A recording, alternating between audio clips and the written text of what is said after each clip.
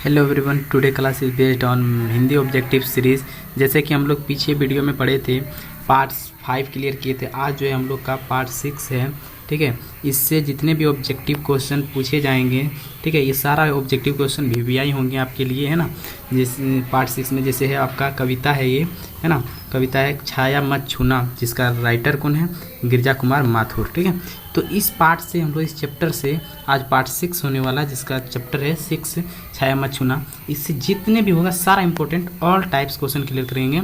और ये इंपॉर्टेंट है, इसमें से आपका 1 या 2 क्वेश्चन एग्जाम में पूछे जाएंगे, 1 या 2 क्वेश्चन पूछे जाएंगे एग्जाम में, जो इससे पॉइंट है वीवीआई मिलने को, है ना। और आप इस चैनल पर बने रहिएगा, ठीक है। तो क्या होगा कि आपका जो एग्ज़ाम होगा, बोर्ड एग्ज़ाम, झारखंड बोर्ड विद्यार्थियों के लिए 10th मैट्रिक बोर्ड एग्ज़ाम 2025, तो उस टाइम आपको क्या होगा, वीवीआई क्वेश्चन बहुत सारा मिलेगा जो डायरेक्ट एग्जाम में देखने को मिलेगा। तो प्लीज़ आप चैनल पर अगर नए हैं तो चैनल को सब्सक्राइब करके बेल आइकन बजा दीजिए, और वीडियो अच्छा लगे तो एक लाइक जरूर कीजिएगा। तो चलिए स्टार्ट करते हैं। तो आपको हम 10 कराएंगे, है ना। ये 10 क्वेश्चन बहुत इंपॉर्टेंट है इस चैप्टर के लिए, पूरा कवर कर लीजिएगा, ठीक है। तो चलिए, और एक चीज़ बता दें आपको कि पार्ट 1 जो है आप देख सकते हैं, part 1, part 2, part 3, part 4, part 5 करा दिए हैं। अगर पीछे नहीं देखें तो प्लीज़ आप रिक्वेस्ट है कि पहले का पार्ट को देख लें। लिंक जो है डिस्क्रिप्शन और आई बटन में मिल जाएगा आपको, यहाँ से दोनों से देख सकते हैं, ठीक है। तो चलिए आगे बढ़ते हैं, स्टार्ट करते हैं आज का पहला क्वेश्चन। पहला क्वेश्चन क्या है वो देख लेते हैं, ठीक। तो देखिए, सबसे पहले आपको तो हम एक चीज़ का कवर करा देते हैं, उससे पहले आपको हम बता दें, ठीक है। तो ये कवर करना बहुत ज़रूरी है, इस पार्ट को करना ही पड़ेगा आपको, नहीं कीजिएगा फिर दिक्कत होगा, ठीक है। तो ये पहला क्वेश्चन एग्जाम में पूछा जाता है, ऑलमोस्ट लगभग जो है ना पूछा ही जाता है। जैसे पूछा जाएगा कि छाया मत छूना कविता का राइटर कौन है, तो याद रखिएगा हमेशा कौन, गिरजा कुमार माथुर। यहीं पे आपको हम याद करा देंगे, ठीक है, आपको याद रखना है, ठीक। जैसे छूना से याद रखिएगा माथुर, ठीक है। और छाया मतलब गिरजा, है ना। छत से क्या हो गया, छत से गिर गया, है ना, छत से क्या हो गया, गिर गया, गिरजा कुमार माथुर, ठीक है, ऐसे याद रखिएगा। चलिए पहला क्वेश्चन की ओर बढ़ते हैं हम लोग, फर्स्ट क्वेश्चन की ओर बढ़ते हैं। तो पहला क्वेश्चन क्या है, गिरजा कुमार माथुर का जन्म कहाँ हुआ, है ना, या कब हुआ था, कहाँ नहीं दिया गया, कब हुआ। तो कब हुआ देख लेते हैं हम लोग। तो ये ऑप्शन है, तो याद रखिएगा ख नंबर 1918 में हुआ है, ठीक है, याद रखिएगा। गिरजा कुमार माथुर का जन्म जो हुआ है 1918 को हुआ है, ठीक है। चलिए नेक्स्ट क्वेश्चन की ओर बढ़ते हैं। नेक्स्ट क्वेश्चन देखिए, ठीक है, अगले क्वेश्चन की ओर बढ़ते हैं। अगला क्वेश्चन बता रहा है क्या कि कवि छाया छूने से क्यों मना करता है।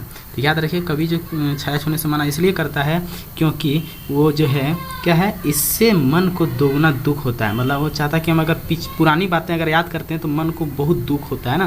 वो चाहता है कि हम पुरानी बातें याद नहीं करें, क्योंकि अगर पुरानी बातें याद करते हैं तो मन को बहुत दुख होता है। अगर सुख में है पुरानी, अगर दुख में है तो दुख होता है। अगर पहले दुख में है और अभी सुख में है फिर भी दुख होता है। बहुत सारे यादें हैं जो पुरानी यादों में क्या करता है, दुख हो जाता है। वही बता रहे, इससे मन को दुख दुगुना हो जाता है, इसलिए छाया छूने का बात से मना करता है ना, कि नहीं छूना है। चलिए आगे क्वेश्चन नंबर 3 की ओर बढ़ते हैं। क्वेश्चन नंबर 3 को देखिए आप, ठीक है। क्वेश्चन नंबर 3 बता रहा है क्या, अब ध्यान से पढ़िए। चांदनी किसका प्रतीक है। तो याद रखिए, चांदनी जो है हमेशा याद रखिएगा किसका, सुख की घड़ी चांदनी, है ना। ये दुनिया क्या है, चांदनी की बनी है। ये मौसम क्या है, चांदनी की है ना। तो जैसे चांदनी का वर्ड ही आता है चमक, सुख, चैन, है ना। उसी प्रकार बता रहा है कि सुखों की घड़ियां हैं, सुख की समय है ना। तो चांदनी का यहाँ पे बताया गया, सुख से कंपेयर किया गया, सुख की घड़ी, सुख की समय से, है ना। समझ में आ रही है। चलिए नेक्स्ट क्वेश्चन की ओर बढ़ते हैं। नेक्स्ट क्वेश्चन हम लोग का है 4 नंबर के क्वेश्चन की ओर देखते हैं, ठीक है। पूरा कवर हो जाएगा A to Z, कोई दिक्कत नहीं होगा यहाँ था। चलिए तो फर्स्ट जो है आपका 4 नंबर क्वेश्चन, छाया से कवि का क्या आशाएं हैं। छाया से याद रखिए, कवि का जो आशाएं हैं वो क्या है, याद रखिए अतीत की स्मृतियाँ, है ना। छाया मतलब पीछे पुरानी बातें, यादें, है ना। अतीत मतलब वही बीता हुआ, तो वही अतीत की स्मृतियाँ को बताया गया है, छाया से कंपेयर किया गया, ठीक है। नेक्स्ट क्वेश्चन की ओर बढ़ते हैं। 5 क्वेश्चन नंबर आप ध्यान से देखिए, समझ में आ जाएगा। बताया गया 5 नंबर क्वेश्चन में, सुरंग सुधियाँ से कवि का क्या तात्पर्य है ना। तो याद रखिएगा, इसमें याद रखिएगा क्या होगा, ये होगा आपका 4 ऑप्शन में से जो होगा ना, वो होगा आपका, देखा जाए बुरी यादें, ठीक है, बुरी यादें, खुशनुमा यादें, भूली बिसरी यादें, या झकझोर कर देने वाले क्षण। तो याद रखिए खुशनुमा यादें, है ना। सुरंग सुधियाँ जो है इसमें बताया गया सुरंग सुधियाँ से कवि का जो तात्पर्य है ना वो बताया गया खुशनुमा यादें, मतलब ऐसी यादें जो क्या है पूरी तरह से मिजाज में है, मतलब खुशी चमक पे है ना, वो यादें, वो हंसी, वो पल, पुराने यादें जो जिसमें हम खुश थे, उसी के बारे में बता रहा है सुरंग। सुरंग मतलब खुशनुमा यादें है ना, सुरंग सुधियाँ। ठीक है, पीछे की बात कर रही है।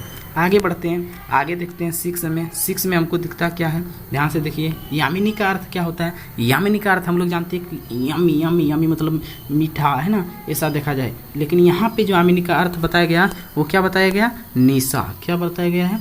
निशा। याद रखिए यहाँ पे यामिनी का अर्थ बताया गया निशा, थोड़ा सा यहाँ पे आपको याद रखनी है। ठीक है, यहाँ पे यामिनी का अर्थ बताया गया निशा। ठीक है, यम्मी यम्मी हम लोग बोलते हैं मीठा, लेकिन यहाँ निशा है। ठीक है, 7 नंबर में देखते हैं। 7 नंबर को आप रीड कीजिए। 7 नंबर बताए कविता में मृग तृष्णा, मृग मतलब होता है, सब याद रखिएगा हिरन, लेकिन यहाँ पे बताया गया मृग तृष्णा किसे कहा गया है। तो याद रखिए कविता में मृग तृष्णा जो कहा गया है वो किसको कहा गया है? तो मृग तृष्णा जो कहा जाता है, याद रखिएगा प्रभुता को कहा जाता है। किसको?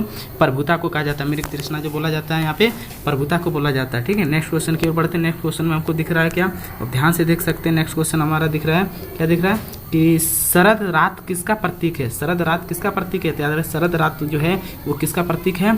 तो याद रखिए ठंड का, याद रखिए खुशियों का, धन का, प्रेम का। याद रखिएगा शरद रात जो है वो है हमारा कौन सा प्रतीक?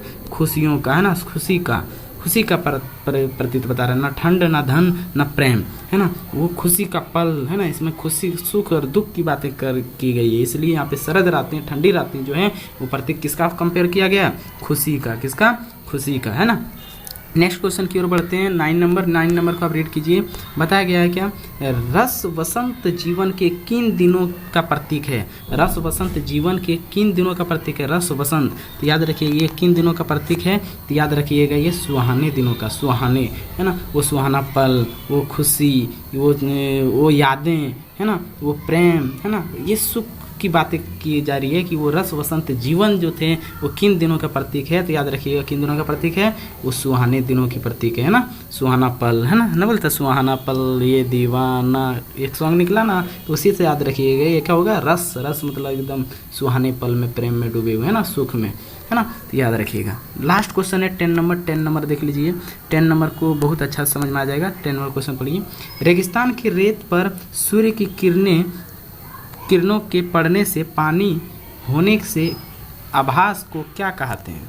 है ना, मतलब बता रहा है कि रेगिस्तान की रेत पर सूर्य की किरणों के पड़ने से पानी होने के आभास को क्या कहा जाता है? मतलब जब रेगिस्तान जो होते हैं, आपको पता है रेगिस्तान जो होते हैं बालू टाइप के होते हैं, वहाँ पे पानी नहीं होते हैं, सूखा, पूरा सूखा पड़ा होते हैं, है ना, पृथ्वी।